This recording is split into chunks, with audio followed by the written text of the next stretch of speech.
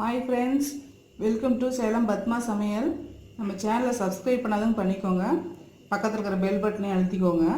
இன்றைக்கி நாம் என்ன பார்க்க போகிறோம்னா பச்சை துவரை மசாலா குழம்பு.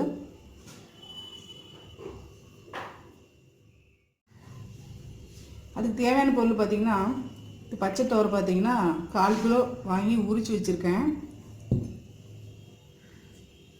இது வந்து இப்போ 2 மீடியம் சைஸ் உருளைக்கிழங்கு கட் பண்ணி தண்ணியில் போட்டு வச்சுருக்கேன். இது பார்த்திங்கன்னா ஒரு சின்ன சைஸ் பெரிய வெங்காயம், ஒரு 10 பல் பூண்டு, ஒரு 2 தக்காளி, 2 பச்சை மிளகாய், கொஞ்சம் கருவேப்பிலை, ஒரு அரை மூடி தேங்காயும், கொஞ்சம் ஒரு அரை டீஸ்பூன் சோப்பு போட்டு அரைச்சி வச்சுருக்கேன். இது 2 டீஸ்பூன் மல்லித்தூள், 1 டீஸ்பூன் மிளகாத்தூள், 1/4 டீஸ்பூன் மஞ்சள் பொடி, இது அரை டீஸ்பூன் கடுகு, 1/4 டீஸ்பூன் சோம்பு தாளிக்கிறதுக்கு, 2 பட்டை, ஒரு 4 லவங்கம். இப்போ வாங்க செய்யலாம், எப்படி செய்யலான்னு பார்க்கலாம். இப்போ பாருங்கள், ஒரு கடாய் வச்சுருக்கேன் நான். அது 3 ஸ்பூன் ஆயில் ஊற்றுறேன்.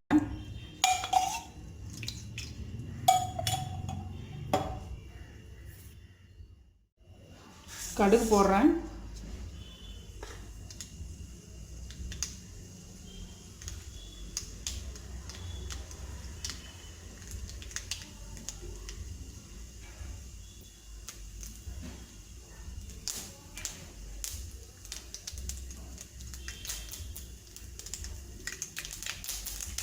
இந்த பட்டை சோம்பு போடுறேன்.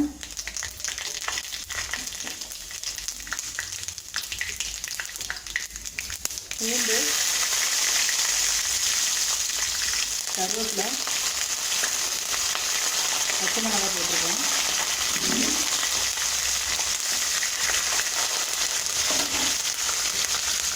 வெங்காயம் போடுறேன்.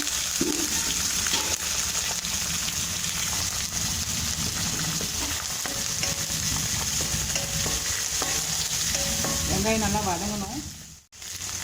வெங்காயம் வதங்கிடுச்சுங்க. இந்த ட்ரை பவுடர் போட்டுக்கிறேன். இது பச்சை வாசனை போகணும்.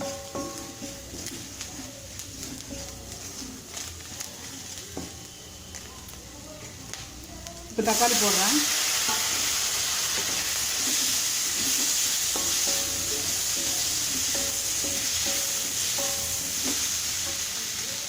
உப்பு போட்டுக்க தேவையான அளவு கல்லுப்பு.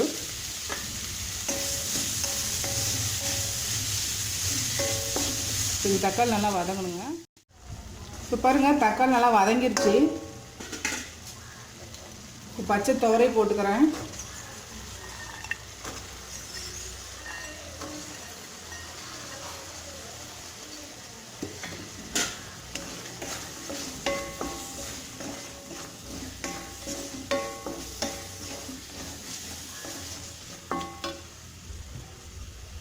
இப்போ உருளைக்கிழங்கு போடுறேன். இதில் வேணால் கத்திரிக்காய் கூட போட்டுக்கலாம், நல்லா இருக்குங்க.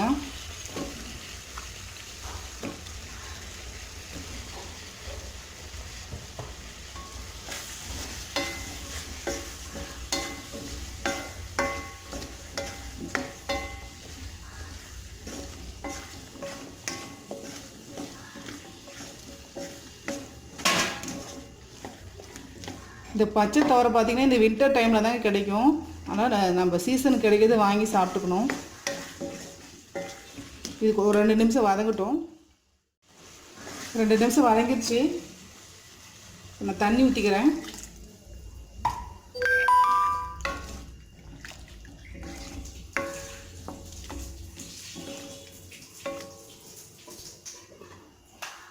இது மூடி வேக விட்டுக்கலாம்.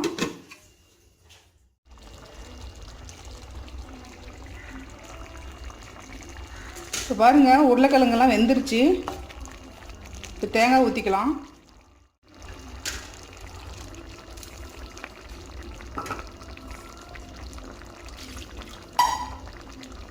தண்ணி கொஞ்சம் ஊற்றிக்கிறேன்.